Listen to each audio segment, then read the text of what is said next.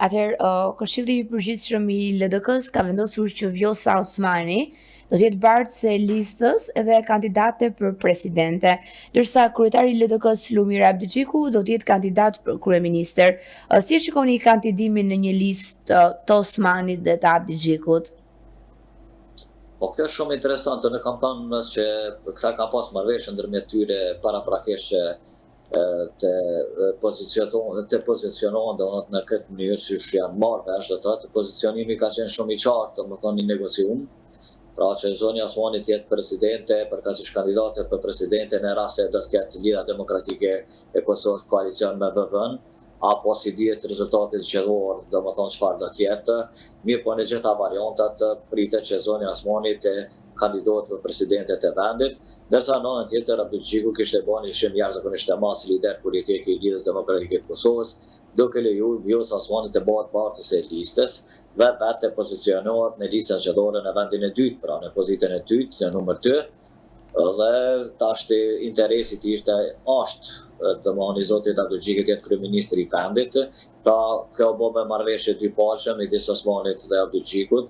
Normal që nuk ka pas lehtë LDK të pranoj këtë gjendje dhe këtë situatë, po foli për 20% e degëve të saj,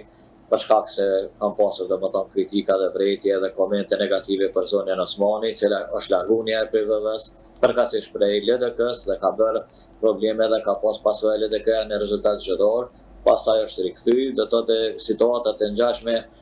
zakonisht situatat e tilla nuk krijojnë domosdoshmë stabilitet të brendshëm politik të Lidhjes Demokratike të Kosovës, veç mas ata që përmendet të disa degëve të saj, sidoqoftë marrëveshja është për mendimin tim pozitive, pra pozicionimi i dy palë me interesa të përbashkëta, ata po thonë që nuk janë personale, por nuk janë për pushtetin, por për shtetin. Pra natyrisht çështo po e deklaron zoti Abdixhiku që kjo marrëveshje midis Osmanit dhe tij nuk është marrëveshje për pushtet, por për shtet. Pra të shpresojmë që është kështu që kanë thonë ata. Unë mendoj që thjesht fond e kry është kalkuluar për interesa politike edhe të zotit Abdixhiku dhe Vjosa Osmanit, por në anën tjetër Abdixhiku ka pranuar një marrëveshje të tillë se ka pasur probleme të mëdha në LDK janë dhe si të tilla ka pasur ai probleme me rezultatin e fundit zgjedhor të zgjedhjeve dhe ka pasur shumë kritika dhe vretje, prandaj diçysh odosh dhe kjo pjesën më mbulu nga ai, diçysh me gjetë një zgjidhje që më përforcuaj brenda Lidhjes Demokratike të Kosovës dhe pse jo. Domethënë me pru Vjosa Osmani e cila mund të bëjë një ndryshim në rezultatet zgjedhor. Kështu e ka prit ai dhe kështu e pret edhe Lidhja Demokratike e Kosovës. Por natyrisht janë edhe disa figura brenda LDK-s të cilat e kundërshtojnë ardhjen apo kthimin e zonës Osmani.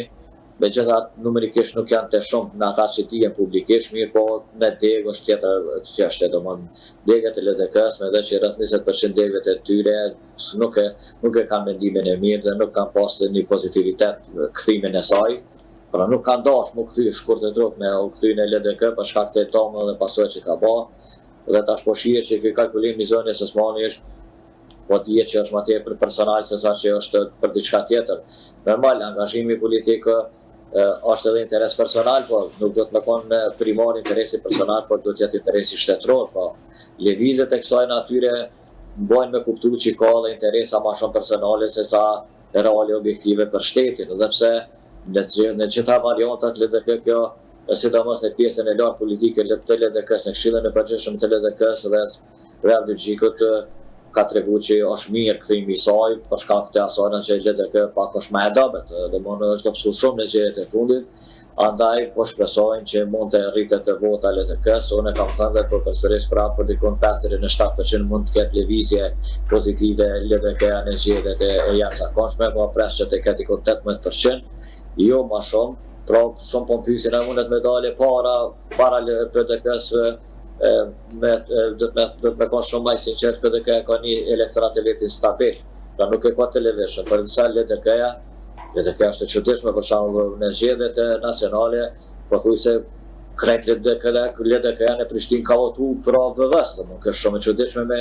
çka ka ndodhur domethënë në ato zgjedhjet e 28 dhjetorit, për mendimin tim është e papranueshme dhe është e turpshme. Një njeri që han bukë domon shpinën e vet e përmbys domethënë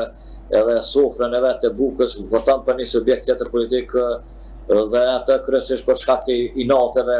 pse s'po shkojnë, pse s'po bën koalicion me lëvizjen vendosje, po këtë që tu ishte problemi, pse s'po shkojnë koalicion me LVV-n, dhe PDK-n me artu reduktuese me hub krejt nga skena politike PDK-n që është shumë vështirë me hub dhe PDK-n prej skenës politike në Kosovë, pasi që ka një elektorat stabil dhe ka njerëz të cilët nuk e shohin këtë subjekt politik dhe direkt e sa janë shumë më stabile se sa të LDK-s. A e shihni kandidimin e Osmanit si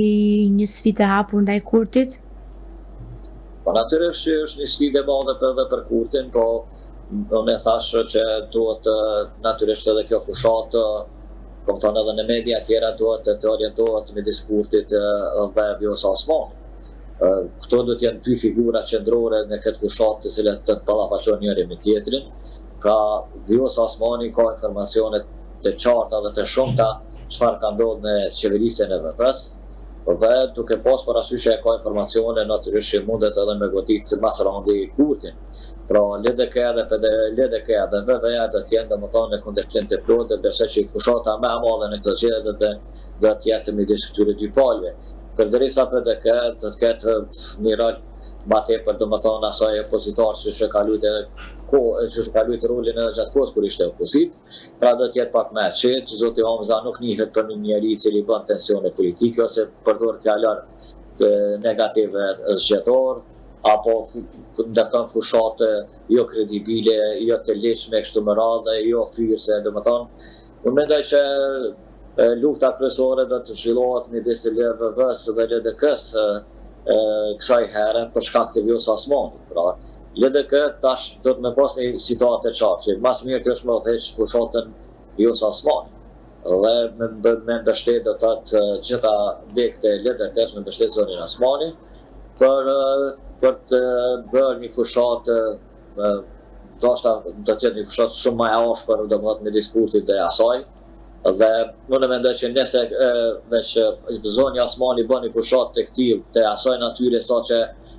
bind opinionin publik se zoti Kurti është i dashur, atëherë do të jetë sfidë e madhe për Kurtin, pasi që ajo pra zoni Osmani ka një popularitet popullor të na, dhe ka shumë njerëz të cilët qytetarë cilët e përkrahin punën e saj si presidente dhe ka kryer punë të mëdha sipas disa njerëzve ose shumicës, sidomos po foli për pjesën intelektuale, ka mendim pozitiv. Përderisa për zotin Kurti di që është një figurë që vjen nga jo përvoja politike, ka pushtetin që 4 vjet mirë, po kjo punë është fakulteti, domthonë 4 vjet me beqeller, në politikë beqeller, domthonë më vështirë gjin në situata kritike, sa i përket sidomos dialogut, bashkëpunimit ndërkombëtar dhe zhvillimit ekonomik, pastaj mbrojtjes shëndetësore e tjerë në Kosovë, pra ka shumë kritika dhe vretje ndaj tij, sidomos kjo pjesa e sindikatave dhe natyrisht edhe inteligjenca, që një pjesë e madhe nuk e përkrahi Kurtin dhe disa dhe një vetën të thymë me votu për një njeri cili shtojnë shumica ato të inteligjencës e Kosovë, s'ka qenë kur i punësuar në asnjë punë, domosdoshmë s'ka pas kur kontratë pune, po kryesisht to marrë me si lëvizje me situata të kësaj natyre politike, domethënë që shibjen kjo s'ka pas tjetër punë me bë, vetëm u marrë me këtë farë pune kush kanë për mune, edhe pse një njeri ishte i pa përgatitur në kuptim profesional edhe politik edhe qeverisës, ka të lëpsh mirë, po me gjitha qytetarët arritën për shkak të qytetarët e votuan për arsyet e shumta, për shkak të pozitës që ishte korruptuar skajshmërisht, i fitoi votat mirë, që shtojnë të rastishme, mirë aksidentale dhe ishte produkt i një aksidenti të madh korruptiv në vend. Pra, Kurti është një produkt i aksidentit të madh korruptiv që ka ndodhur nga opozita, që ishte domethënë LDK dhe Aleancë në qeverisjet e vazhdueshme 19 vjet gati, 19 vjet janë në nivelin lokal të bashkëpunimit ose në nivelin nacional, që ishin ndru pozicionet, po gjithmonë ka pas koalicion ndërmjet tyre, u korruptuan skajshmërisht dhe Kurti erdhi si produkt aksidental. Produkt aksidental politik, pa përvojë, pa kurrë, mirë, po më mirë me buni njëri pa përvojë se sa një njeri të korruptuar apo njerëz të korruptuar të opozitës. Kështu mirë aksidentale njeri vazhdoi qeveris 4 vjet, gati boni 5, një vjet gati palet shumë krejt, po si ushtrues detyre me që ato terminologji që s'ka lidhje me kushtetut dhe me lesh, po me terminologji kryesisht të natyrës politike, si qeverinë e kujdestari, apo qeveri deri në zgjedhjet e ardhshme, qeveri e përkohshme, apo qeverisje e përkohshme e kështu me radhë. A mendoni se Kurti do të arrijë të marrë të paktën 50% me koalicionin mes Partisë Guxo Alternativa dhe PSHDK-s? Varet shumë tash nga Kurti se çfarë fushate do të zhvillojë dhe varet shumë nga LDK dhe PDK se si do të cilën e fushat.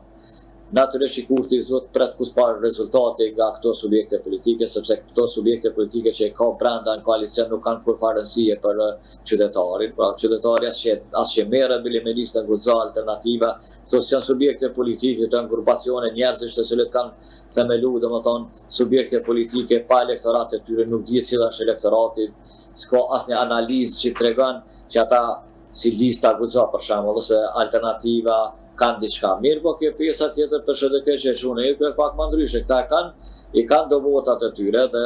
domthon këto votat e tyre mund sillen deri në 3%, domthon Kurti mund ta ndihmojnë rreth 3% PSHDK-ja, për ndryshe për LDK përkatësh prej listës Guxo.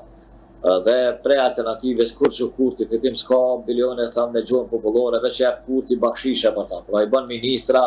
i qenë deputet, i bën kryetar komuna shkat, sepse s'janë njerë që kanë rëndësi edhe nuk kanë rëndësi për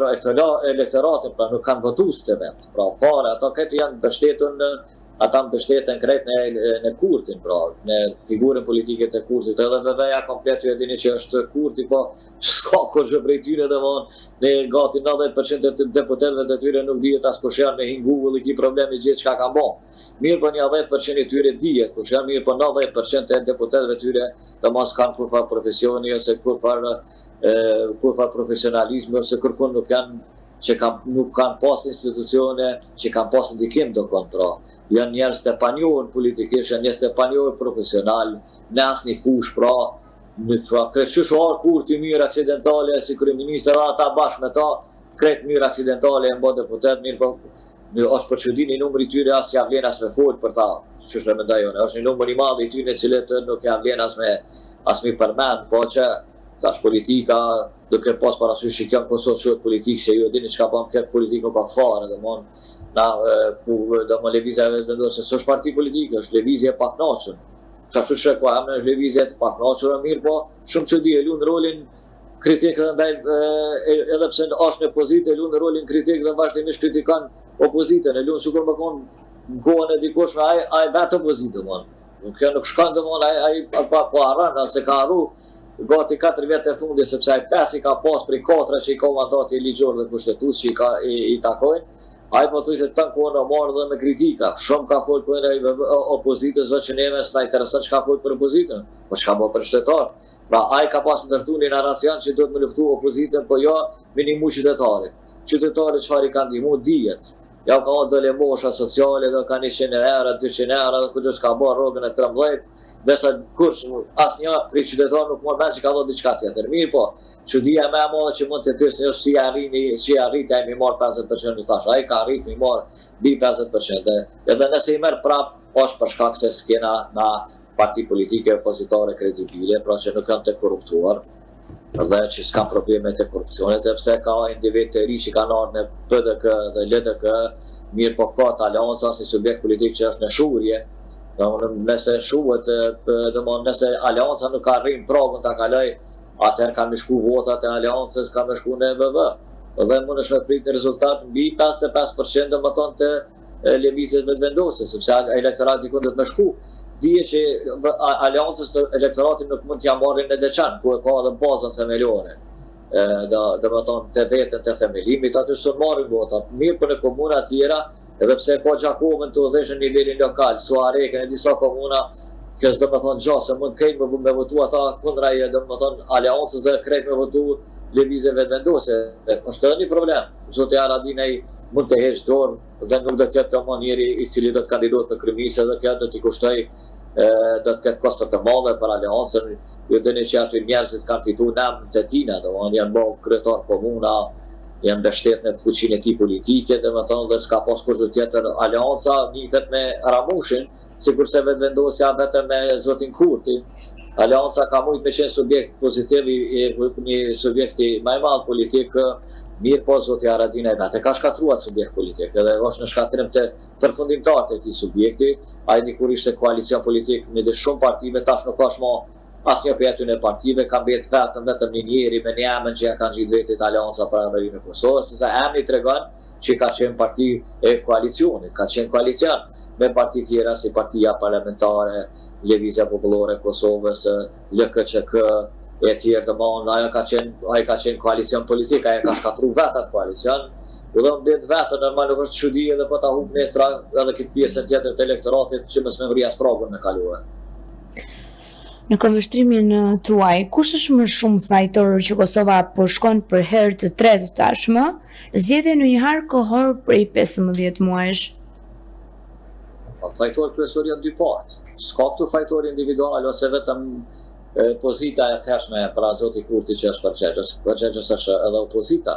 Pasi që edhe opozita ka fituar mandat nga qytetarët dhe ai mandat nuk është dhënë për me blloku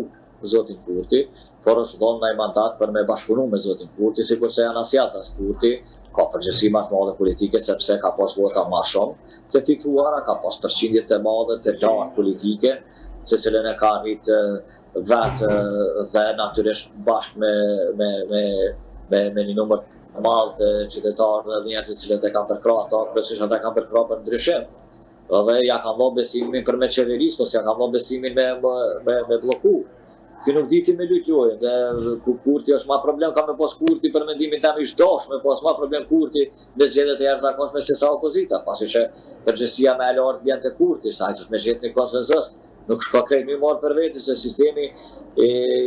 kushtetues i Kosovës nuk ta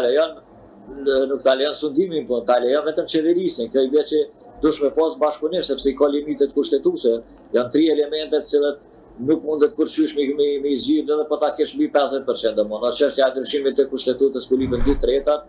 edhe të shumicës, por edhe të pakicave që i kërkon sipas kushtetutës, kërkon edhe 2 fishi pakica, pastaj marrëveshje ndërkombëtare dhe zgjedhja e presidentit. Janë 3 limite kushtetuese, të cilat janë të qarta që pa bashkëpunim nuk mundesh me i çu përpara procesit, domethënë na kena një kushtetutë konsensuale, një qeverisje demokratike konsensuale, cilë Kurti fare nuk e merrash. Asta me kuptuar, po shumë çudi që ky njeri nuk e kupton çka do të thonë ajo, që si smundesh me zgjedh presidentin pa një konsenzus të gjatë qytetar. Por atë arsye është lënë kushtetuta ajo që mos më mujt me sundu një njeri me sundu vendin, po, për që ata është sistemi ma proporcional. Na kemi një sistem proporcional të qeverisës në sistemin tonë politik që nuk ta lejon ato. Po ky nuk e ka qartë edhe s'do me pas edhe çuditë edhe flet, domthon që s'ka kuvar kuptimi me thon qytetarëve, këta s'po dojnë si opozitë, këta nuk kanë të drejtë me kërku presidentin se populli ju ka thonë thotë ju, po nuk i ka thonë populli ju. Edhe me thonë populli ju këtë e kiti se ti të shkon në kushtetuta e punë që ti vetë së një krym 3 situata cilat janë nuk mundesh mi zgjidh vetë pa opozitën, domthon pa e pas 80 vota brenda në kuvend ose 2/3 që thojnë ana, nuk mundesh ti me as me zgjedh president, që me blloku veten te marrëveshje ndërkombëtare, ndryshimin e kushtetutës kursën e bën, domthon pa e pas 2/3 brenda për veti. Pra, tash tek çysha ka mësy ky, ose cilat janë shpresat e tij dhe qëllimet dihet. Ky mendon që do të fitojë 60% minimum. Pastaj me pakica ky nuk dëshiron me bashkëpunë me listën serbe, dhe aty mund të ketë më shumë të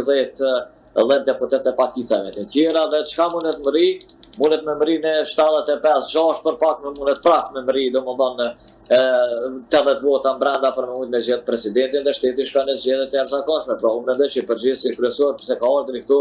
më shumë ti po përgjegjësi dihet Kurti, po kur flasim në globalitet politik, në komentar politik të përgjithshëm, atëra opozita nuk është e pafajshme, sepse nuk ka mutuar qytetarë për opozitën me thonë që nuk dëshirojnë me bashkëpunu me ta, ose edhe që po kërkojmë na çështo. Mirë po, opozita e ka ditë ku e ka problemin më të madh, që ky s'mundet me zgjedh presidentin e shtetit dhe çaty është nis dhe e ka çuar zgjedhjet jashtëzakonshme do të thotë shtetin edhe opozita dhe pozita, po thjesht dikur u bënën të dy partë u morën vesh s'ka gjapi kësaj pune. Sona zgjedhën presidentin, dy palët, ata opozita dhe vendasin me shkute në zgjedhjet e jashtëzakonshme, edhe në gjuhë popullore thonë ja po fshin hajrin, mirë po hajrin s'ka me apo qytetari kurrë, mirë po këta janë rrugë për veten e tyre, për interesat e tyre, por nuk